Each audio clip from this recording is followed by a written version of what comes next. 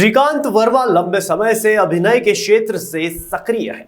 श्रीकांत जहां 10वीं, Fukrey, baby, gangs of Wasseypur और दम लगा के हईशा जैसी फिल्मों में नजर आए, वहीं उन्होंने मत्स्य कांड, बिट इनटू द शैडो जैसी वेब सीरीज में भी दमदार उपस्थिति दर्ज कराई। श्रीकांत यशराज फिल्म्स के बैनर तले बन रही web series the railway man की शूटिंग के चलते भोपाल पहुंचे। इस दौरान खबर 100 से खास बातचीत में उन्होंने अपने अभिनय का सफर साझा किया। हमारे साथ मौजूद जाने माने अभिनेता श्रीकांत वर्मा से बात करते हैं। श्रीकांत जी, आपका स्वागत करते हैं भोपाल में।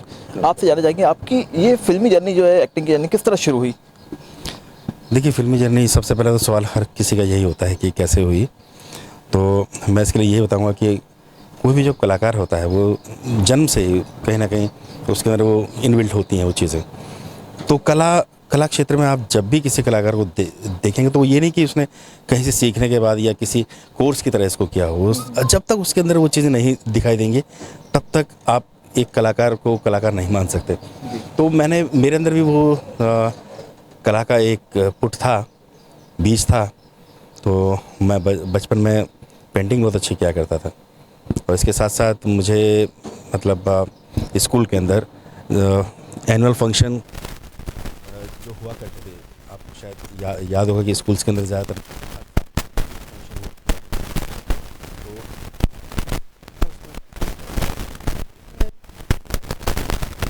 नाटक नाटक करने के बाद मुझे लगा कि मैं अभिनय क्षेत्र में भी मैं कुछ कर सकता हूँ। मेरा कुछ रुझान उस समय बढ़ा। मैं धीरे धीरे मेरा एक दोस्त था, वो मंडी हाउस में उसने कुछ नाटक किए थे और उसके बाद धीरे धीरे वो आगे बढ़ता ही जा रहा था। और सिनेमा उस समय दूरदर्शन हुआ करता था, दूरदर्शन के अलावा और कोई था ही नहीं। कुछ था ZTV, मतलब बाद में आया था 90s में। तो उस टाइम पे दूरदर्शन पे कुछ सीरियल्स चलते थे। तो उसमें मैंने उसे देखा, मैंने पता है क्या भाई तुम किस तरह से, कहाँ से तुमने इसमें सीखा, या मतलब इसमें तुमने कहीं कोर्स किया है या क्या। तो उन्होंने मुझे बताया कि वो मंडी हाउस में श्रीराम सेंटर से उन्होंने कोर्स किया था। तो मैं पहुंचा, मैं भी वहाँ गया कि मुझे भी इस इंस्टीट्यूट में मैं वहाँ जब पहुँचा तो 6 महीने का कोर्स हुआ करता था।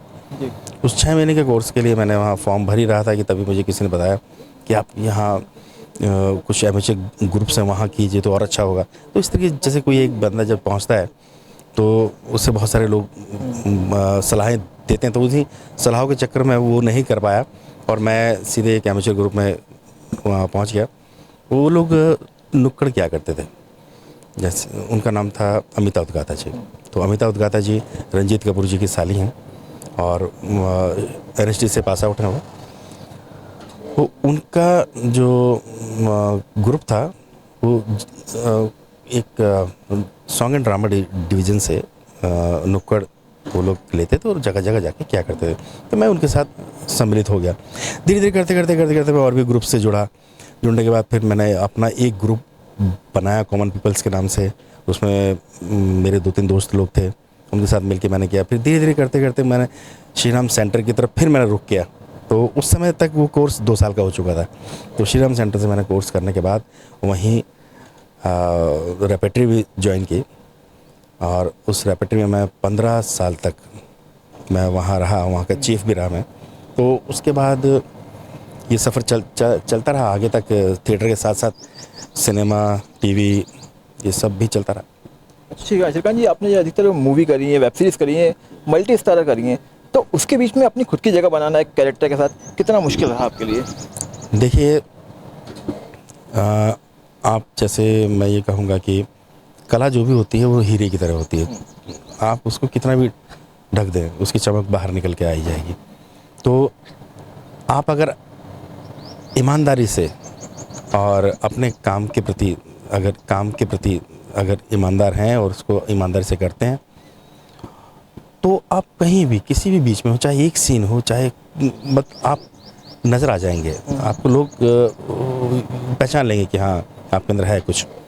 तो उसके लिए सबसे बड़ी बात है कि आपको अपने काम के प्रति ईमानदार रहना बहुत ज़रूरी है। आपको अपना काम आना चाहिए, तो आप चाहे कितने भी मल्टी स्टारर हो, उसमें आप निकल के आ ही जाएंगे। तो वेब सीरीज और OTT प्लेटफॉर्म के आने से क्या रेवोल्यूशन मानते हो, किस तरह बदलाव आया इंडस्ट्री में? वेब सीरीज़ से तो बहुत बदलाव आया है, क्योंकि मैं ये देख रहा हूँ कि ये जो पेंडेमिक के टाइम पर लोगों ने पहले फिल्म्स चलती थी और फिल्म्स पर भी एकाधिकार था, कुछ जो कलाकार थे वही घूम फिर कर वही आते थे, नए कलाकारों को मौका नहीं मिल पाता था। यहाँ तक कि कुछ ऐसे कलाकार थे जो टाइप्ड हो गए थे, वो उनको करने के लिए मौका कोई छोड़े तब तो वो करें।